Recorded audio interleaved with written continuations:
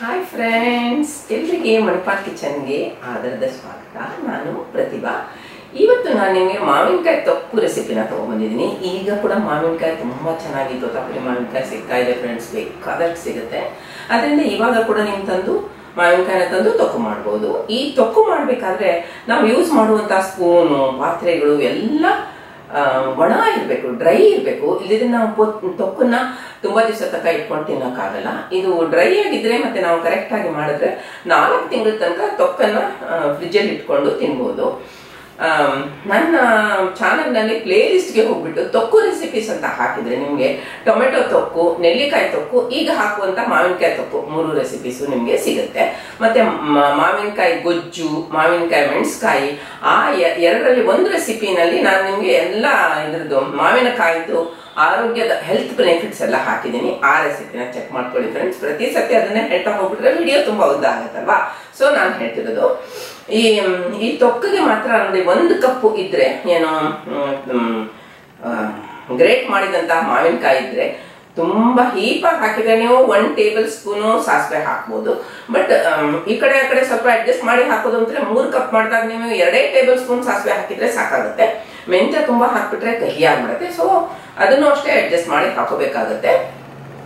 ತುಂಬಾ ಹುರಿಯೋದಲ್ಲ, ಹದವಾಗಿ ಹುರಿದ್ಬಿಟ್ಟು ಪುಡಿ ಮಾಡ್ಬಿಟ್ಟು ಹಾಕಿ ಮಾಡ್ಬೇಕಾಗುತ್ತೆ. ಇಷ್ಟೆಲ್ಲ ಹಾಕಿ ಮಾಡ್ಬಿಟ್ಟು ರುಚಿ ಬ್ಯಾಲೆನ್ಸ್ ಮಾಡ್ಲಿಕ್ಕೋಸ್ಕರ ನಿಮಗೆ ಇಷ್ಟ ಇದ್ರೆ ನೀವು ಬೆಲ್ಲ ಹಾಕ್ಬೋದು, ಅದರ್ವೈಸ್ ಬೇಡ. ಹಾಗೆ ಹೀಗೆ ಮಾಡ್ಬಿಟ್ಟು ಮಾಡಿದ್ರೆ ತೊಕ್ಕು ತುಂಬಾ ಚೆನ್ನಾಗಾಗುತ್ತೆ. ಎಣ್ಣೆ ಮಾತ್ರ ಸ್ವಲ್ಪ ಜಾಸ್ತಿ ಬೇಕಿದಕ್ಕೆ. ಎಣ್ಣೆ ಜಾಸ್ತಿ ಹಾಕಿ ಎಣ್ಣೆ ಬಿಡೋ ತನಕ ಇದು ತೊಕ್ಕನ ಕುಕ್ ಮಾಡ್ಕೊಂಡ್ರೆ ತುಂಬಾ ಚೆನ್ನಾಗಾಗುತ್ತೆ, ಮತ್ತೆ ಉಳಿಯುತ್ತೆ ತುಂಬಾ ದಿವಸ. ಇಷ್ಟೆಲ್ಲ ಹೇಳ್ಬಿಟ್ಟು ಮುಂದೆ ನಾನು ಚಾನಲ್ನಲ್ಲಿ ಮಾವಿನಕಾಯಿ ತೊಕ್ಕು ರೆಸಿಪಿನ ಪ್ರೆಸೆಂಟ್ ಮಾಡ್ತಾ ಇದ್ದೀನಿ ಫ್ರೆಂಡ್ಸ್. ನನ್ನ ಚಾನಲ್ಗೆ ದಯಮಾಡಿ ಸಪೋರ್ಟ್ ಮಾಡಿ, ಸಬ್ಸ್ಕ್ರೈಬ್ ಮಾಡಿ. ಈ ಲಿಂಕ್ನ ನಿಮ್ಮ ಫ್ರೆಂಡ್ಸ್ ಜೊತೆ, ರಿಲೇಟಿವ್ಸ್ ಜೊತೆ ಶೇರ್ ಮಾಡಿ. ವಿಡಿಯೋನ ಮೊದಲಿಂದ ಕೊನೆ ತನಕ ನೋಡಿ ಅಂತ ಹೇಳ್ಬಿಟ್ಟು ಮುಂದೆ ನಾನು ರೆಸಿಪಿನ ಪ್ರೆಸೆಂಟ್ ಮಾಡ್ತೀನಿ. ಎಲ್ಲರಿಗೆ ನಮಸ್ಕಾರ ಫ್ರೆಂಡ್ಸ್. ಮಣಿಪಾಲ್ ಕಿಚನ್ಗೆ ನಿಮ್ಗೆಲ್ರಿಗೂ ಆಧಾರದ ಸ್ವಾಗತ. ಇವತ್ತಿನ ರೆಸಿಪಿ ಯಾವುದಪ್ಪ ಅಂದರೆ ಮಾವಿನಕಾಯಿ ತೊಕ್ಕು. ತುಂಬ ರುಚಿಯಾಗುತ್ತೆ ಫ್ರೆಂಡ್ಸ್. ಇಡ್ಲಿಗೆ, ದೋಸೆಗೆ, ಪೂರಿಗೆ, ಪ್ರತಿಯೊಂದಕ್ಕೂ ಒಳ್ಳೆಯದಾಗುತ್ತೆ. ಚಪಾತಿಗೆ, ಅನ್ನಕ್ಕೆ, ಬಿಸಿ ಅನ್ನಕ್ಕೆ ತುಂಬ ಒಳ್ಳೆಯದಾಗುತ್ತೆ. ಈ ಥರ 2 ಮಾವಿನಕಾಯಿ ತೊಗೊಂಡಿದ್ದೀನಿ. ಗಟ್ಟಿ ಇರಬೇಕು, ಆದರೆ ಒಳಗಡೆ ಗೆರಟೆ ಆಗಿರಬೇಕು. ಹಾಗೆ ಹಣ್ಣು ಮಾತ್ರ ತೊಗೋಬೇಡಿ. ಈಗ ನೋಡಿ ಅದನ್ನು ಸಿಪ್ಪೆ ತೆಗಿತಾ ಇದ್ದೀನಿ. ತೋತಾಪುರಿ ಮಾವಿನಕಾಯಿ ತೊಗೊಂಡಿದ್ದೀನಿ. ನೀವು ಬೇರೆ ಯಾವುದಾದ್ರೂ ಗಟ್ಟಿ ಮಾವಿನಕಾಯಿ ಕೂಡ ತೊಗೋಬೋದು. ನೋಡಿ 3 ಮಾವಿನಕಾಯಿ ಯೂಸ್ ಮಾಡಿದ್ದೀನಿ ಈ ರೆಸಿಪಿಗೆ. ಈಗ ಅದನ್ನು ತುರಿಯೋಣ. ಸ್ವಲ್ಪ ದೊಡ್ಡ ಹೋಲ್ಸ್ ಅಂದರೆ ದೊಡ್ಡ ತೂತಿರುವಂತಹ ಗ್ರೇಟರ್ನಲ್ಲಿ ತುರಿಯೋ ಮನೆಯಲ್ಲೇ ತುರ್ಕೊಳ್ಳಿ. ಸಣ್ಣಗಿರೋದ್ರಲ್ಲಿ ತುರಿಬೇಡಿ, ಅದು ಇದಾಗ್ಬಿಡುತ್ತೆ, ಮುದ್ದೆ ಆದಾಗ ಆಗಿಬಿಡುತ್ತೆ. ಇದು ಹೀಗಾದರೆ ಫಸ್ಟ್ ಮುದ್ದೆ ಆದರೆ ಆಮೇಲೆ ಸೆಪ್ರೇಟ್ ಆಗುತ್ತೆ. ಇಷ್ಟು ಇದಾಗಿದ್ದರೆ, ಸ್ವಲ್ಪ ದೊಡ್ಡದಾಗಿ ತುರಿಯೋದಿದ್ರೆ. ಈಗ ನೋಡಿ ಲೆಕ್ಕ ಇದು ಮಾಡ್ತಾ ಇದ್ದೀನಿ, ಮೆಜರ್ ಮಾಡ್ತಾ ಇದ್ದೀನಿ. ಸುಮಾರಾಗಿ ಕರೆಕ್ಟಾಗಿ 3 ಕಪ್ ಇದೆ. ಬಟ್ ಅಂದ್ರೂ ನಾವು ಸಾಧಾರಣ 2.5-2.25 ಕಪ್ ಅಂತ ಲೆಕ್ಕಕ್ಕೆ ತಗ್ಬೋದು. ಅದೆಲ್ಲ ನೀರಿನ ಅಂಶ ಹೋಗ್ಬಿಟ್ಟು ಅದು ಇದಾಗ್ಬಿಡುತ್ತಲ್ಲ, ಸ್ಕ್ವೀಸ್ ಆಗಿಬಿಡುತ್ತಲ್ವ, ಆಮೇಲಿಂದ ಬೇಯಿಸ್ಬೇಕಾದ್ರೆ 3 ಕಪ್ ಅಂತ ಅಂದಾಜು ತಗೋಬೋದು. ಇದೆಲ್ಲ ನೋಡಿ, ಅದು ಸಾಸಿವೆ ಮತ್ತು ಮೆಂತ್ಯ, ಇದೆಲ್ಲ ಮಸಾಲೆಗೆ, ಮತ್ತು ಬೆಲ್ಲ ಒಂಚೂರು ಹಾಕಿದ್ದೀನಿ ಬ್ಯಾಲೆನ್ಸ್ ಮಾಡಲಿಕ್ಕೆ. ಅದೆಲ್ಲ ಇಂಗ್ರೀಡಿಯೆಂಟ್ಸು. ಈಗ ನೋಡಿ ಹುರ್ಕೊಳ್ಳೋಣ. ನಾನು ಖಾಲಿ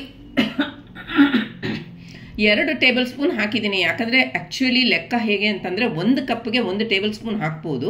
ನಾನು ಹೀಪ್ ಹಾಕ್ಬಿಟ್ಟಿದ್ದೀನಿ 3 ಇರೋದ್ರಿಂದ, 3 ಕಪ್ ಇರೋದ್ರಿಂದ 2 ಟೇಬಲ್ ಸ್ಪೂನ್ ಹಾಕಿದ್ದೀನಿ, ಸಾಕಾಗುತ್ತೆ. ಮತ್ತು ಸಾಧಾರಣ ಒಂದು ಅರ್ಧಕ್ಕಿಂತ ಸ್ವಲ್ಪ ಜಾಸ್ತಿ ಮೆಂತ್ಯ ಹಾಕಿದ್ದೀನಿ, 2/3 ಸ್ಪೂನ್ ಅಂತ ಹೇಳ್ಬಿಟ್ಟು. 2 ಚೆನ್ನಾಗಿ ಚಟಪಟ ಆಗುವ ತನಕ, ಮತ್ತು ತುಂಬ ಹುರಿಬೇಡಿ, ಇದಾಗ್ಬಿಡುತ್ತೆ, ಕಹಿ ಆಗಿಬಿಡುತ್ತೆ. ಕರೆಕ್ಟಾಗಿ ಐಡಿಯಲಾಗಿ ಹುರಿದ್ರೆ ಚೆನ್ನಾಗಾಗುತ್ತೆ. ಒಂಥರ ಕಪ್ಪಗೆ ಮಾಡಿಬಿಡಬೇಡಿ, ಚೆನ್ನಾಗಾಗಲ್ಲ. ನಾನು ಹೇಗೆ ಹುರಿದಿದ್ದೀನೋ ಆ ಥರ ಹುರಿದ್ರೆ ಕರೆಕ್ಟಾಗಿ ಮಸಾಲೆ ಸೂಪರಾಗುತ್ತೆ ಫ್ರೆಂಡ್ಸ್. ಇದು ರೆಸಿಪಿ ಮಾತ್ರ ತುಂಬ ಚೆನ್ನಾಗಿರುತ್ತೆ. ಇದು ಚೆನ್ನಾಗಿ ರೋಸ್ಟ್ ಮಾಡೋದು ಏನಾಗುತ್ತೆ ಗೊತ್ತಾ, ಅದು ಇದಕ್ಕೆ ಹೆಲ್ಪ್ ಮಾಡುತ್ತೆ, ಪರಿಮಳಯುಕ್ತ ಆಗಲಿಕ್ಕೆ. ಈಗ ಮೆಣಸಿನ್ಕಾಯಿ 10ರಿಂದ 12 ಅದು ಹೇಗಂತ ನೋಡ್ಕೊಂಡು ಹಾಕೋಬೇಕಾಗುತ್ತೆ. ನಾನು 12-15 ಅಂತ ಬರೆದಿದ್ದೀನಿ. ಸ್ವಲ್ಪ ಅಡ್ಜಸ್ಟ್ ಮಾಡ್ಕೊಂಡು ಹಾಕ್ಕೊಳ್ಳಿ. ಲೋ ಫ್ಲೇಮಲ್ಲಿ ಇಟ್ಬಿಟ್ಟು ಗರಿ ಆಗೋ ತನಕ ಹುರಿರಿ. ಎಣ್ಣೆ ಯಾಕೆ ಹಾಕೋದು ಅಂದರೆ, ಎಣ್ಣೆ ಹಾಕದೇ ಇದ್ದರೆ ಮನೆಯೆಲ್ಲ ಘಾಟ್ ಬರುತ್ತೆ, ಅದಕ್ಕೋಸ್ಕರ ಎಣ್ಣೆ ಹಾಕಬೇಕು. ಈಗ ನೋಡಿ 1/3 ಕಪ್ ತೊಗೊಂಡಿದ್ದೀನಿ. ಅದರಲ್ಲಿ ಸ್ವಲ್ಪ ಉಳಿಸ್ಕೊಂಡಿದ್ದೀನಿ ಒಗ್ಗರಣೆಗೆ ಅಂತ ಅಂದ್ಬಿಟ್ಟು. ಇಷ್ಟು ಎಣ್ಣೆ ಬೇಕಾಗುತ್ತೆ. ಈಗ ಅದಕ್ಕೆ ಕಾದ್ಮೇಲೆ 1 ಟೀ ಸ್ಪೂನು ಸಾಸಿವೆ ಕಾಳು ಹಾಕಿ ಅದು ಚಟಪಟ ಅಂತ ಇದೆ ನೋಡಿ, ಹೌದಾ. ಆದ ತಕ್ಷಣ ಚಟಪಟ ಆದ ತಕ್ಷಣ ಒಂದು 25 ಕರ್ಬೇವಿನ ಸೊಪ್ಪು ಹಾಕಿ, ಆದರೆ ಕರ್ಬೇವಿನ ಸೊಪ್ಪು ಸರಿಯಾಗಿ ಗರ್ಗರಿ ಆಗಿಬಿಟ್ಟು ಸಣ್ಣಗಾಗ್ಬಿಟ್ಟು ಸ್ಕ್ವೀಸ್ ಆಗಿ ಬರಬೇಕು. ಆ ಥರ ಆಗಬೇಕಂದ್ರೆ ಅದ್ರದ್ದು ಎಣ್ಣೆ ಅಂಶ ನೀರಿನ ಅಂಶ ಎಲ್ಲ ಹೋಗಬೇಕು. ಈಗ ಅದಕ್ಕೆ ಅರ್ಧ ಟೀ ಸ್ಪೂನು ಹಿಂಗು ಪೌಡ್ರ್ ಹಾಕಿ ಅದನ್ನು ಕೂಡ ಕೈ ಆಡಿಸ್ಕೊಳ್ಳಿ ಚೆನ್ನಾಗಿ. ನೋಡಿ, ಚೆನ್ನಾಗಿ ಕೈ ಆಡಿಸ್ಕೊಂಡ್ರೆ ಹಿಂಗು ಪೌಡ್ರ್ ಕೂಡ ಪರಿಮಳಯುಕ್ತ ಆಗುತ್ತೆ. ಮತ್ತು 1/3 ಟೀ ಸ್ಪೂನು ಅರಶಿನ ಹಾಕಿದರೆ ಸಾಕು, ಜಾಸ್ತಿ ಬೇಕಂತಿಲ್ಲ. ಇಷ್ಟು ಹಾಕಿದರೆ ಬೇಕಾದಷ್ಟು ಎಲ್ಲ ಚೆನ್ನಾಗಿ ಕೈ ಆಡಿಸ್ಕೊಳ್ಳಿ. ಈಗ ಅದಕ್ಕೆ ನಾವು ತುರಿದಿಟ್ಟಿದ್ದೀವಲ್ಲ 3 ಕಪ್ಪು ಮಾವಿನಕಾಯಿ, ಅದನ್ನು ಹಾಕ್ಕೊಳ್ಳಿ. ಚೆನ್ನಾಗಿ ಅದನ್ನು ಕೈ ಆಡಿಸ್ಕೋತಾ ಇರಿ. ಅದು ಎಣ್ಣೆ ಎಲ್ಲ ಅದಕ್ಕೆ ಚೆನ್ನಾಗಿ ತಾಗಲಿ ಮತ್ತು ನೀರಿನ ಅಂಶ ಹೋಗಬೇಕು. ಇವಾಗ ನೋಡಿ ಅದೆಲ್ಲ ಹೇಗಾಗ್ಬಿಡುತ್ತೆ ನೋಡಿ, ಒಂಥರ ಇದಾದಾಗೆ. ಹೌದಾ? ಕೈ ಆಡಿಸಿದ ತಕ್ಷಣ ಈಗ ಉಪ್ಪು ಹಾಕ್ಕೊಳ್ಳಿ. ಅದಕ್ಕೆ ನಾನು 2 ಟೇಬಲ್ ಸ್ಪೂನ್ ಉಪ್ಪು ಹಾಕಿದ್ದೀನಿ, ಸಾಕು. ಪರ್ಫೆಕ್ಟಾಗಿ ಆಯಿತು. ನಾನು ಆಮೇಲೆ ರುಚಿ ನೋಡಿದೆ, ಬೇಕಂತಿಲ್ಲ, ಇದು ಪರ್ಫೆಕ್ಟಾಗಿ ಆಗುತ್ತೆ. ನಾನು ರುಚಿ ಬ್ಯಾಲೆನ್ಸ್ ಮಾಡೋಕ್ಕೋಸ್ಕರ 1 ಟೀ ಸ್ಪೂನು ಪುಡಿ ಬೆಲ್ಲ ಹಾಕಿದ್ದೀನಿ. ಪುಡಿ ಬೆಲ್ಲದಲ್ಲಿ ತುಂಬ ಇದೇ ಇರೋದಿಲ್ಲ, ಏನು ಸಿಹಿ ಅಂಶ ಇರೋದಿಲ್ಲ. ಈಗ ನೋಡಿ ಎಲ್ಲ ಒಟ್ಟಿಗೆ ಬಂತು ನೋಡಿ, ಅದು ನಾವು ಮಾಡಿರೋದು ಇದೆಲ್ಲ ತುರಿದಿರೋದೆಲ್ಲ ಹತ್ತಿರ ಬಂದ್ಬಿಡ್ತು ನೋಡಿ ಎಲ್ಲ ಒಟ್ಟಿಗೆ. ಹೌದಾ? ಈಗ ಅದನ್ನು ಕವರ್ ಆ್ಯಂಡ್ ಕುಕ್ ಮಾಡಿಬಿಟ್ಟು 2 ರಿಂದ 3 ನಿಮಿಷ ತನಕ ಕವರ್ ಆ್ಯಂಡ್ ಕುಕ್ ಮಾಡಿ, ಈಗ ನಾವು ಮಸಾಲೆ ಹುರಿದಿದೆಯಲ್ಲ ಅದನ್ನ ಪುಡಿ ಮಾಡ್ಕೊಳ್ಳೋಣ. ಮೆಂತ್ಯ ಮತ್ತು ಸಾಸಿವೆ ಕಾಳು, ಹಾಗೆ ಅದಕ್ಕೆ ಮೆಣಸಿನ್ಕಾಯಿ ಕೂಡ ಹಾಕಿ 10 ರಿಂದ 12 ಸಾಕಾಗುತ್ತೆ. ಎಷ್ಟು ಫೈನ್ ಆಗುತ್ತೋ ಅಷ್ಟು ಫೈನಾಗಿ ಪುಡಿ ಮಾಡ್ಕೊಳ್ಳಿ. ಈಗ ನೋಡಿ ಅದು ಹೆಂಗೆ ಹತ್ತಿರ ಬಂದ್ಬಿಡ್ತು ನೋಡಿ. ಹೌದಾ? ಲಾಸ್ಟಲ್ಲಿ ನೀವು ಅಬ್ಸರ್ವ್ ಮಾಡ್ತೀರಿ, ಅದು ತುರಿದಿದ್ದೆಲ್ಲ ಚೆನ್ನಾಗಿ ಕಾಣುತ್ತೆ, ಹಾಗಾಗುತ್ತೆ. ಇವಾಗ ನೋಡಿ ಅದು ಪುಡಿ ತೋರಿಸ್ತಾ ಇದ್ದೀನಿ. ಆ ಪುಡಿನ ಫಸ್ಟ್ ಒಂದು 2 ಟೇಬಲ್ ಸ್ಪೂನ್ ಹಾಕ್ಕೊಂಡಿದ್ದೀನಿ ನೋಡಿ, 2 ಹಾಕಿದ್ದೀನಿ. ಆಮೇಲಿಂದ ಸ್ವಲ್ಪ ಹಾಕ್ತೀನಿ ನೋಡಿ, 2.5ಕ್ಕಿಂತ ಜಾಸ್ತಿ ಹಾಕಿಬಿಟ್ಟೆ. ಈಗ ಅದನ್ನು ಮಿಕ್ಸ್ ಮಾಡ್ಕೊಳ್ಳಿ ಚೆನ್ನಾಗಿ. ಮಿಕ್ಸ್ ಮಾಡ್ಕೊಂಡ್ಮೇಲೆ ನಿಮಗೆ ಸಾಧಾರಣ ಅಂದಾಜಾಗುತ್ತೆ ಮಿಕ್ಸ್ ಮಾಡ್ತಾ ಇದ್ದಾಗ, ಇನ್ನೊಂದು ಸ್ವಲ್ಪ ಮಸಾಲೆ ಹಾಕ್ಕೋಬೇಕು ಅಂತ ಅನಿಸುತ್ತೆ, ಆವಾಗ ಹಾಕಿ ನೋಡಿ. ಇನ್ನೂ 1 ಟೇಬಲ್ ಸ್ಪೂನ್ ಹಾಕಿದೆ. ಈಗ ಒಟ್ಟಿಗೆ ನಾನು ಸಾಧಾರಣ 3 ಟೇಬಲ್ ಸ್ಪೂನ್ ಫುಲ್ ಹಾಕಿದ್ದೀನಿ.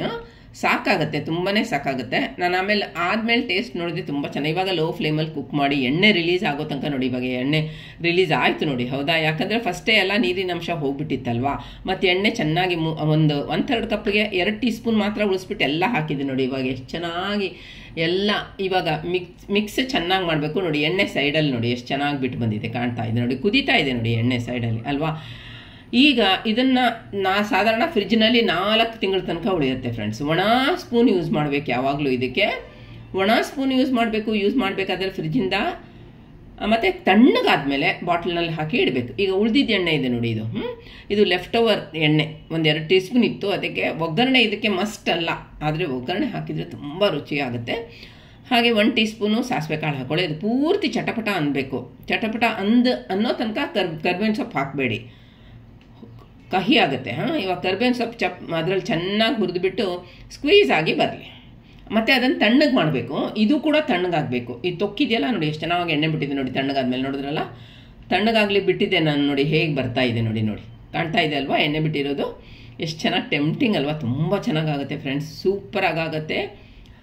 ಅನ್ನಕ್ಕಂತೂ ತುಂಬ ಚೆನ್ನಾಗಿರುತ್ತೆ, ದೋಸೆಗೆ ಇಡ್ಲಿಗೆ ಎಲ್ಲ ನೋಡಿ. ತಣ್ಣಗಾದ್ಮೇಲೆ ನಾನು ಅದಕ್ಕೆ ಒಗ್ಗರಣೆ ಹಾಕ್ತಾ ಇದ್ದೀನಿ.